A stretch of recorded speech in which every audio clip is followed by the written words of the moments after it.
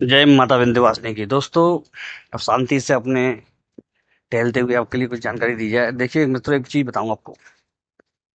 और इस चीज को, इस वीडियो को बहुत समय से डालना चाहता था मैं, क्योंकि शक्ति के एक ऐसे रूप के बारे में बताना चाह रहा हूँ आपको, जिसके बारे में मैंने शायद जानकारी पहले वीडियो में कभी नहीं दी है।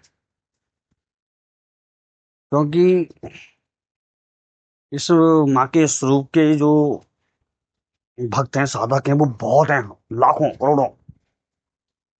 तो बहुत शक्तिशाली रूप है, जिनको माता विंध्यवासिनी कहते हैं या योग माया कहते हैं।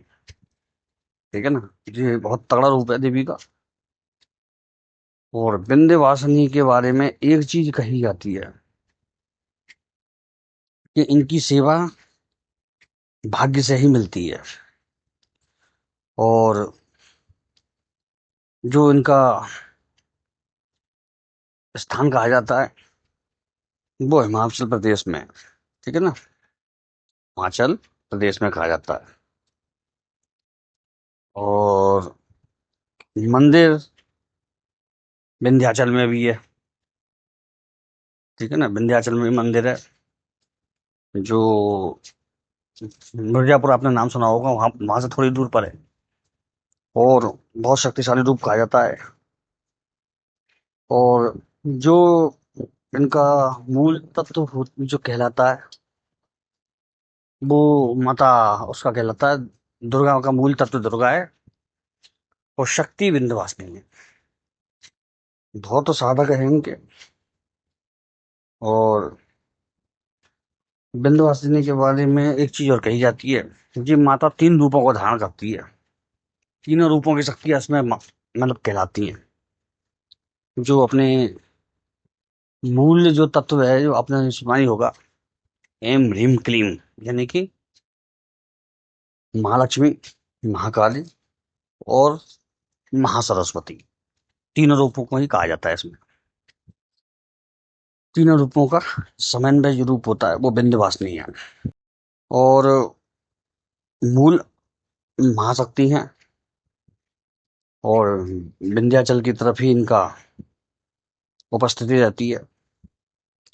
महाभारत काल से इनका मतलब वर्णन मिलता है। मतलब उस काल में भी उनका वर्णन था।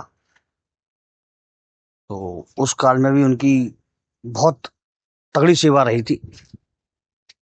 उस काल में भी इनकी तगड़ी सेवा रही थी। और मार्कंडेय पुराण और कई उसमें इनका शिव पुराण, आदिशक्ति तंत्र, इनमें भी इनका वो इनका मिलता है, जानकारी आख्यान मिलते हैं इनके। और इनके बारे में जो थोड़ा सा, मैं थोड़ा सा जो इनमें देना चाहता हूँ इनके बारे में, थोड़ा सा आपको इनके मंत्र वगैरह बताना चाहता हूँ। क्योंकि ज्यादा जानकारी इससे आदमी क्या चिढ़ जाता है कि इतनी जानकारी, हमें खाली मूल चीज चाहिए। लेकिन ये चीज भी बताना जरूरी है। जब आपको उस चीज की जानकारी नहीं होगी, ज्ञान ही नहीं होगा, तो आप क्या करेंगे? कुछ नहीं कर पाएंगे आप। तो मैंने थोड़ी सी जानकारी आपको दे दी। ठीक है ना। बहुत चीजें कही जाती हैं, जैसे विंध्य पर्वत के नाम पर विंध्यवासिनी नाम पड़ा, शाब्दिक नाम है इनका। और इनकी पूजा पूजा बहुत लोग करते हैं। एक बहुत नामी गिरामी एस्ट्रोलॉजर प्लस तांत्रिक थे। तो वहां से मुझे इनकी असंख्य का आभास हुआ था, उनके पास से, उनके पास इनकी, उनके ऊपर इनकी पूर्ण कृपा थी। तो उनसे करीब 3.5 घंटे के वार्तालाप में इनके बारे में जानकारी और इनके प्रयोग मालूम पड़े। वो बता रहे थे मुझे, अच्छा मेरा बेटा ऐसे बहुत लोगों से पढ़ता है, मेरी जानकारी ऐसे बहुत लोगों से होती है, क्योंकि मैं इस क्षेत्र में काफी पुराना हो चुका हूँ। तो लोगों को भी मेरे बारे में जानकारी है। कई बार तो ऐसा होता है कि कोई मिलता है किसी से, ठीक है, और वो कहता है कि गुरु जी, हमने फलाने फलाने गुरु से दीक्षा ले रखी है और फलानी फलानी जगह रहते हैं वो। तो मैंने कहा ठीक है साहब, तो आपकी बात कराऊं क्या? तो वो कहता है, तो मैंने कहा हाँ करा दो, कोई बात नहीं है, क्योंकि मैं तो उसमें, मुझे तो कोई झिझक नहीं है।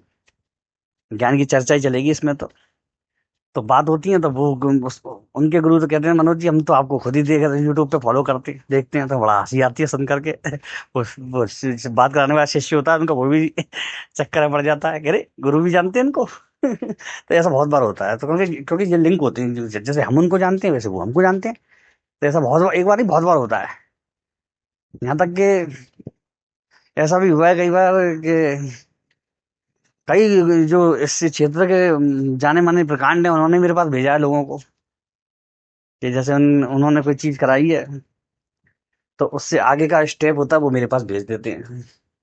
जैसे महाकाली का किसी ने महाकाली प्रत्यंगरा कराई थी, तो उन्होंने आगे का मेरे पास भेज दिया उनको। भद्रकाली प्रत्यंगरा कराई थी, तो आगे का जानकारी के लिए कोई, क्योंकि वो हो नहीं पा रही थी उस पर, और वो उस व्यक्ति को 1.25 साल हो गया करते करते।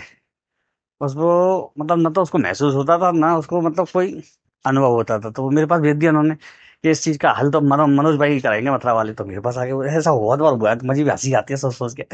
तो इसी तरह से वो मिले थे, तो उन्होंने क्या कहा था मुझे, उन्होंने कहा था कि अच्छा, वो जानकर काफी अच्छे थे इस क्षेत्र के वो, मैं उनकी लेवल नॉलेज को अपने से बेहतर ही मानूंगा, क्योंकि वो उनकी उम्र भी 55-56 साल थी। तो उन्होंने एक चीज बताई मुझे, उन्होंने बताया कि विंध्यवासिनी के प्रयोग बहुत तगड़े होते हैं और इनको अमूमन व्यक्ति नहीं करता, क्योंकि उसको इनके बारे में जानकारी नहीं है। किसी किताब में, किसी यूट्यूब के चैनलों में कोई में इनका प्रयोग ज्यादा स्पष्ट तरीके से नहीं बताया गया, और ये मैंने वास्तव में देखा भी बाद में, उनकी बात मुझे 100% सत्य लगी। तो मैंने उनसे कहा था कि मैं भी कभी जानकारी डालनी होगी तो इनके बारे में डालूंगा। तो उन्होंने कहा, उस समय फेसबुक चलाता था मैं, तो उस समय मैं फेसबुक चलाता था, ठीक है, 2014 की बात है, 13 से मैंने फेसबुक पे आया था।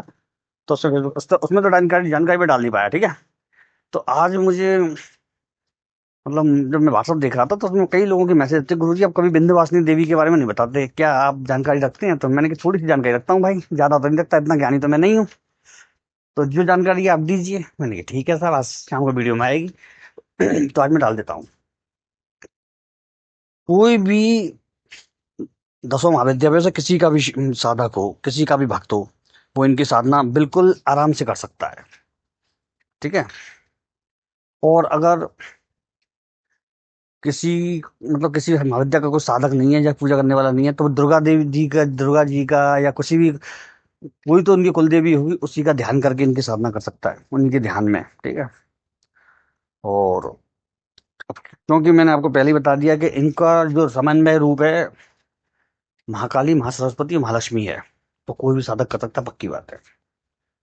बंधन ये रहेंगे, शुद्धता अवश्यम भावी है, ब्रह्मचर्य अवश्यम भावी है, ठीक है, अवश्य करना है ये आपको।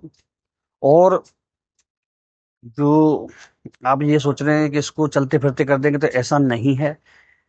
अगर आपको इनकी कृपा प्राप्त करनी है, तो बहुत नियम संयम से इनका किया जाएगा, उसके बाद ही इनकी कृपा मिलेगी, अन्यथा आप कंटक काटने की कोशिश करेंगे तो कभी इनकी कृपा प्राप्त नहीं होगी, क्योंकि ये बड़ी उनमें विद्याओं में आती हैं, बड़ी शक्तियों में आती हैं। करने वाले इनके लाखों करोड़ों भक्त हैं, लेकिन जो साधना का रूप होता है वो अलग होता है, भक्ति का रूप अलग होता है। माँ मान के करोगे तो अलग है, और शक्ति मान के, देवी मान के, विंध्यवासिनी मान के करोगे तो रूप अलग है। इनका इनका जो मूल मंत्र है वो मैं आपको बता देता हूँ, तगड़ा मंत्र है इनका। तो मंत्र आप इसी प्रकार से जपना, ओम ह्रीम श्रीम विंध्यवासिनी नमः। ओम ह्रीम श्रीम विंध्यवासिनी नमः, ठीक है ना। इस मंत्र को इसी तरह से किया जाएगा, बहुत सिंपल मंत्र है, माया बीज है, लक्ष्मी बीज है। और अच्छा, इनकी जो आराधना सेवा की जाती है, वो सुख समृद्धि वैभवशाली होने के लिए की जाती है, मतलब। और इनकी जो साधना वाले चीज क्षेत्र में एक बार बता दूं, चमत्कार को नमस्कार वाला हिसाब है इनका। इनके साधना किए हुए बड़े प्रकांड जोशी होते हैं, प्रकांड तांत्रिक होते हैं, वो अच्छी स्तर पे पहुंचते हैं, हमेशा ध्यान रखिएगा। अध्यात्म का क्षेत्र उनके लिए बहुत फलीभूत होता है। अगर इनकी किसी ने साधना सेवा की है, तो उसके लिए अध्यात्म का क्षेत्र बहुत फलीभूत होता है, क्योंकि तीनों महाशक्तियों की कृपा उनके ऊपर होती है, ठीक है ना। तो आप इसको करेक्ट करें, इस मंत्र को। दिशा दिशा जो रहेगी वो उत्तर रहेगी, और आपका वस्त्र रहेंगे वो आपके गुलाबी या पीले रहेंगे, ठीक है, केसरिया, गुलाबी या पीला, ठीक है। माला आप कमल गट्टे की ले सकते हैं, और स्फटिक की ले सकते हैं। कमल गट्टा, स्फटिक और चंदन की ले सकते हैं, शुद्ध चंदन की, है ना। तुलसी की माला मुश्किल से मिलती है, बड़ी वाली पूजा करने वाली, और अगर मिल जाती है तो तुलसी की माला भी अति उत्तम है। आप इनकी जो आराधना का समय जो अमूमन रहता है, वो संध्या काल के 7:30 से लेकर किसी भी ऋतु ऋतु में हो, सर्दी हो गर्मी हो, किसी भी ऋतु में हो, 7:30 के बाद से आप इनकी सेवा रात को 12:30 तक कर सकते हैं कभी भी। ये इनके लिए और बिल्कुल मतलब सूटेबल टाइम रहता है, ठीक है। और जो इनका पक्ष होता है वो शुक्ल पक्ष होता है। शुक्ल पक्ष में इनकी आराधना फलदायी होती है। जैसे योग जिस दिन लग जाता है तो ये बहुत से लोग पूछते हैं कि योग का प्रभाव उस समय खत्म हो जाता है क्या, योग खत्म होने के बाद? नहीं, ऐसा नहीं होता है। अगर सुबह की बेला में योग है तो उसका प्रभाव रात तक, दूसरे दिन सुबह तक रहता है। और जैसे कहते हैं सूर्योदय की तिथि मान्य होती है, ऐसी ऐसे ही ये भी मान्य होता है। अच्छा, इसमें जो प्रसाद लगेगा ना, प्रसाद आप अपने घर में शुद्ध पूड़ी बना करके और थोड़ा सा चना हलवा बना करके घर में ही लगाएं, और उसके बाद इनकी साधना शुरू करें, और बाद में भी प्रसाद लगा करके 9 कन्याओं को बांट दें। आप 9 कन्याओं को, आपकी सिद्धि पूर्ण होगी। और आपको साधना का समय उठाना है वो 27 दिन का उठाना है या 18 दिन का उठाना है, ठीक है ना। 27 दिन 18 दिन अगर नहीं कर सकते आप तो 9 दिन तो कम से कम करने हैं आपको। 9 दिन ध्यान रखिए, 11 नहीं है, 21 नहीं है, 51 नहीं है, 31 नहीं है। जो मैंने बताया वही संख्या रहेगी। देवता विशेष की संख्या भी रहती है, ये भी आप अच्छी तरह कंठस्थ कर लीजिए, अन्यथा आप सफलता उतनी जल्दी प्राप्त नहीं कर पाएंगे, अन्यथा आप वहीं के वहीं रह जाएंगे।